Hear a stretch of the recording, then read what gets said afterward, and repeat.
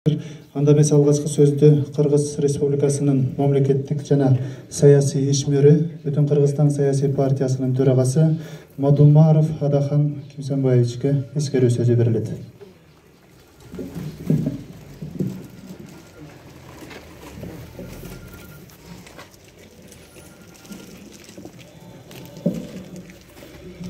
Урматтуу жамаат, азыр айтылгандай эле ушул акыркы сапарга Рахман экени акыркы сапарга деп айтканга келбейт. Эч бир инсанды акыркы сапар деп айткым келбейт, бирок баарыбыздын барар жерибиз ошол. Аллахтан буйрук келген күнү. Ичер суубуз, көрөр күнүбүз, рызкыбыз түкөнгөн күнү. Баарыбыз кетебиз. Андан эч ким кутулуп кала албайт. Жашоо ар кандай болот экен. Бирөө көргөн күнүнө ыраазы болуп, таш түшкөн жеринде оор дегендей болуп, маңдайына жазганына унчукпай жүрө берип, жашап өтүп кетет экен. Аккан суудай болуп, кандай ыңгай келсе, кандай арыктан агат, ага карабай кете берет экен. Бирөөлөр болот экен ошол өзүнүн көз карашын, өзүнүн пикирин, өзүнүн дүйнө таануу сезимдерин ачык айтып, бирөөгө жагабы, жакпайбы, туура келеби, келбейби? Мен инсанмын, мен адаммын, менин пикирим ушундай деп бул дүйнөдө күрөш менен өтүп кетет экен. Мен кече ушул замат кабар укканда бул эмне деген заманга туура келип калдык. Мыктынын мыктылары, жакшынын жакшылары бул дүйнөдөн чарчап кеткендей кетип баратат. Керилип кетип баратат. Көбүбүз байкабай атабыз, бирок улуттун уюткулары четинен кетип баратат. Орду толгус деген сөздү көп колдонобуз, бирок маанисине көп көңүл бурбайбыз. Чындыгында кыргыз сатирасынын, кыргыз маданиятынын бир бурчу оюлуп, орду толгус деп айтсак болот. Себеп сатира жаатындагы соңку 30 жылдан берки сатира жаатында калемин колдон түшүрбөй шебеге сыяктуу сайып, коомдогу терс көрүнүштөрдү айтып келген, жазып келген. Мына ушул биздин Рахман агабыз.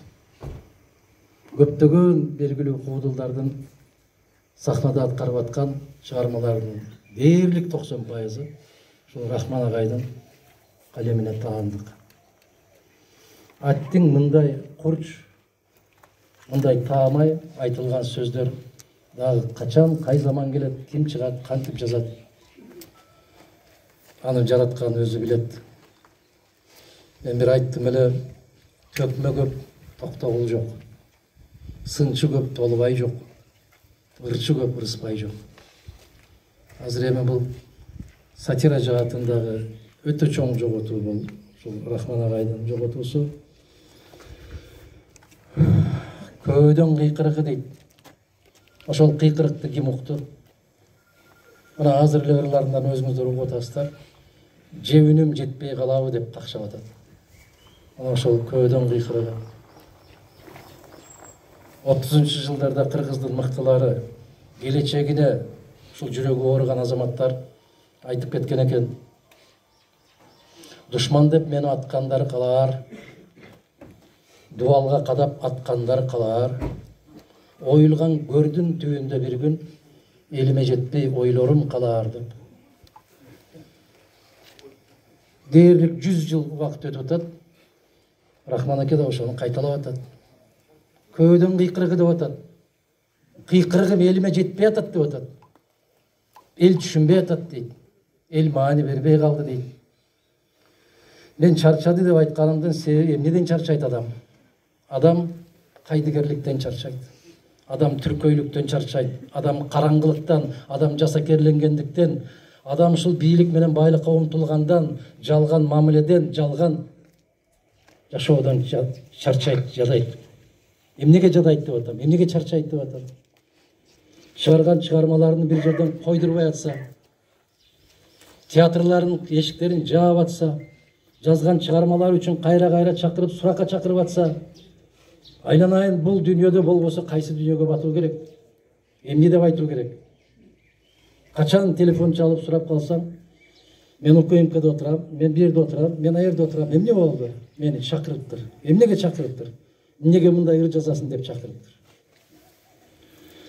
Аттың дүнүйө, кайран дүнүйө, атаңдын көрү дүнүйө, атаңдын көрү дүнүйө. Ана ошондой жүрөк желинет, жүрөк ооруйт. Адам бул жакта жүргөнү менен жүрөгү капаста болуп калып атат. Капаска камап коюп атабыз. Талпынып учам деген канатты кыркып атабыз. Кыбырчылап чабам деген аттын туягын сындырып атабыз. Не деген заман, кайдыгерлик. Мына ошол көөдөн кыйкырыгы, Рахманекенин көөдөнүн кыйкырыгы. Бул айтат, өпкөсү ушундай болуп дем ала албай тумчугуп калды. Жок, муну коом тумчуктурду. Муну биз тумчуктурдук. Аллах акыретін берсин. Мен азыр эле түз эфир кылып аткан экен, Бакыт мырза ошо сүйлөп аткан сөзүмдө мен токтон албай айттым эле. Мындан кийин мен күндө бир 2-3 жолу сүйлөшүп турчубуз, тамашалашып турчубуз.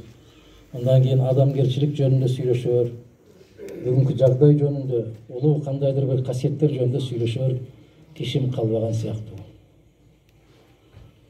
Мен атам раматылык айтты эле. Атам раматылык өткөндөн кийин бир Жалал деген мырза максым айтты эле. Атаң өткөндөн бери көчөгө чыга элекмин балам деп. Эмнеге? Көчөдө киши жок да сүйлөшөөр, адам калбады деп. Ассаламу алейкум. Мына ушундай коомго келдик. Аттың дүнүйө.